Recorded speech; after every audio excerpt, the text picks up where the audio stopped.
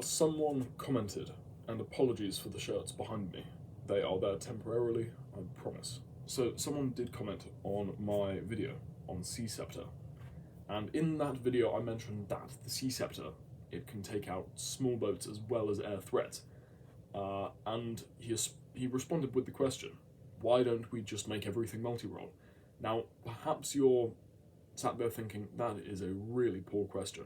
The answer is obvious, because we need specialization in order to maximize the magnitude of effect. That's true. But perhaps a follow-on question is, where do we draw the line? Take the Meteor missile, for example. Why not also give it the capability to destroy land-based threats, make it more multi-role, rather than give it purely air-to-air capability? If we are to say that specialization is something that is ideal, something that is aimed for, then why not make something like Sea Scepter purely for anti-air threats? Why not make it purely for a specific type of plane? Where do we draw the line? And I think I've thought about this rather a lot. We need to look at a few things. First of all, which I'm going to cover today, is the idea of a specialist versus generalist weapons system, because there are advantages in both and there are determining factors in both. Secondarily, we need to look at national preference. This is something that I think is largely underestimated, actually. Nations have different preferences, and that's not merely based upon functionality, that's based upon geography, that's based upon history. Different countries have different needs. They choose different things, not based upon functionality necessarily, but based upon what their specific country needs. And I think that is something that is underestimated, so I'll cover that. And third is the idea of product development in defence firms, the way defence firms develop these systems. So first, I'll go over specialism and generalism. I think there is just something on the lens. Okay. Anyway, so in effect, specialization versus generalization, it can be summarized by this, really. What is it we're after? Quality or quantity? Specialization, it offers perhaps what one could call more tailor-made solutions to be implemented to have superior impact, superior functionality in a particular environment. Or we could choose generalism, quantity, maximize the number of things that a system can do.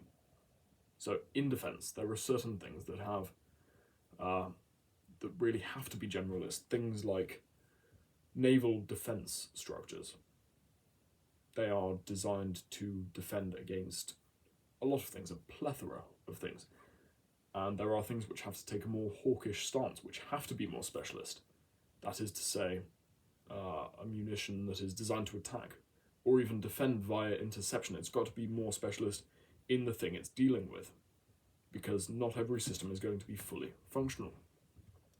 Or we could take defensive systems in certain environments. There is a trade-off to be made.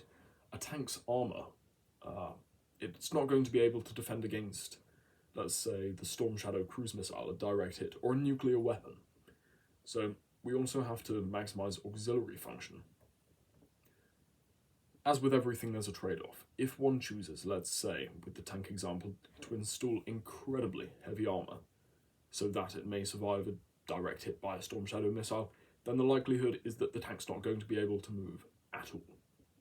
So we see that in regard to generalization, it's not simply quantity of effects we're after, but quality of functionality and quantity of functionality. So it's not as simple as just trade-off of quality and quantity. It's a plethora of things we're trading off in regard to their quality and their quantity. Each system, there's a reason it's called a system. It's not one thing designed to fulfill one function. It has a number of things it has to do in order to carry out its primary function. So let's say in regard to generalization, if it's not simply quantity we're after, but quantity of functionality, the same could be said for a munition. We could make it small. We could give it the lowest radar cross-section possible. Really tiny amount of propellant so that it's lightweight. Make it about the size of a pencil. This is a missile, let's say. That may be all well and good, but we probably sacrificed, with the current technologies we have, the speed. We've sacrificed the effect on target, and in most scenarios that munition is going to bounce off anything with armour. And it's probably not going to have a huge effect. And in that scenario, why not just use some other small arms system? It's far easier, far cheaper, far more efficient, and that is the name of the game, efficiency, to use small arms. I can't tell what this is. There is some sort of a huge stain. Anyway, on the iPad. So, those in product development, they have to balance all of this. They have to balance the idea of functionality, quality versus quantity, breadth versus, I guess, specificity. Specificity versus versatility. Adaptability versus versatility. So I think, and this is just going to be rather short, I've narrowed it down to a few things that can tie it off rather nicely with a bow. The first is auxiliary function. So as I was talking about earlier with, the bunker tank, as it were, if you're going to put a nuclear bunker in a tank's armour, effectively, make it impenetrable to anything, then it's not going to be able to move. We have to maximise functions other than the primary aim. If I reduce armour, then this thing can travel faster. If I make a munition larger, then it might have more kinetic impact. It might be able to travel further, carry more fuel, but it will have a higher chance of being intercepted due to a higher radar cross-section. There are certain trade-offs we have to make in order to maximise auxiliary function. That is, the chain of events that has to occur before this thing can maximise, I guess, its primary impact. That is to say, for a missile, its penetrative power, its impact on the target, its lethality. The second, I'd say, is space. And this is hugely underestimated. So, if we look on ships, for example, they have a lot of weapon systems aboard, but what they don't always have is a lot of space on board. If you talk to a lot of naval engineers, they will tell you rather a lot that every single thing is about the maximisation of space aboard the surface of the vessel. And that is actually something rather important. You cannot just have loads and loads of specific systems. You need to have some generalism on that particular thing, even if cost were no object, even if money were no object, then you still have to basically maximize the space you have, and for that you need to make compromise. You have to have some sort of generalist weapons system. So that's rather important. You are limited by your physical environment. The third, as I alluded to a moment ago, is cost. This is rather self-explanatory. The MOD is an organisation which gets its money from the government, effectively, gets its money from the taxpayer, or through the government borrowing money. But money is still restricted, and a lot of these rather large, arguably bureaucratic organisations have very, very tight monetary controls. A lot of people say they overspend, perhaps. A lot of large bureaucratic organisations do. But nonetheless, each thing is designed to maximise cost. It's designed to be as cost efficient as possible, and so that is really something that the MOD, that anyone has to bear in mind when designing or when allowing these systems to pass, or when defence firms have to design these systems. The fourth, again, is pretty self-explanatory. It's need. There are certain generalist systems that, I guess, are necessary. But if something doesn't need to fulfill multiple roles, then there is no point in having it. There's no point in including that because, again, the cost is increased. And the same is true of specific weapon systems. If there isn't a reason for the specificity of its purpose, then there is no point, there is no need. So there has to be inherent need in the market for defense. What we see, again, is the idea of primary function trade-off. So more generalism generally means that the primary function is more compromised.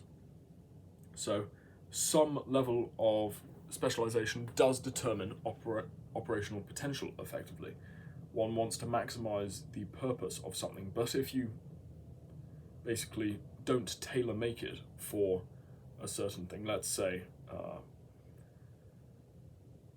don't know, let's say water did not exist. I know this is a rather odd example, but if water didn't exist, then I'm sure one could construct naval hulls in a very different way.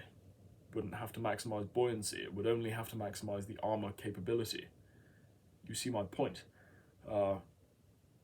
There are other things that effectively can compromise primary function, and the primary function of the hull of a ship is to stay afloat. And so, effectively, in doing a lot of other stuff, you can compromise that primary function. Being more generalist often means that for specific purpose, in a specific environment, its primary function can be decreased. And that can be an issue.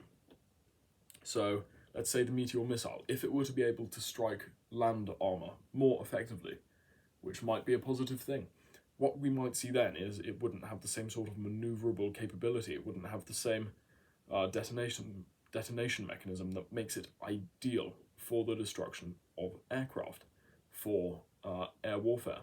It wouldn't necessarily have the same targeting system in order to, its notorious targeting system, in order to incorporate systems that allow it to destroy land-based targets.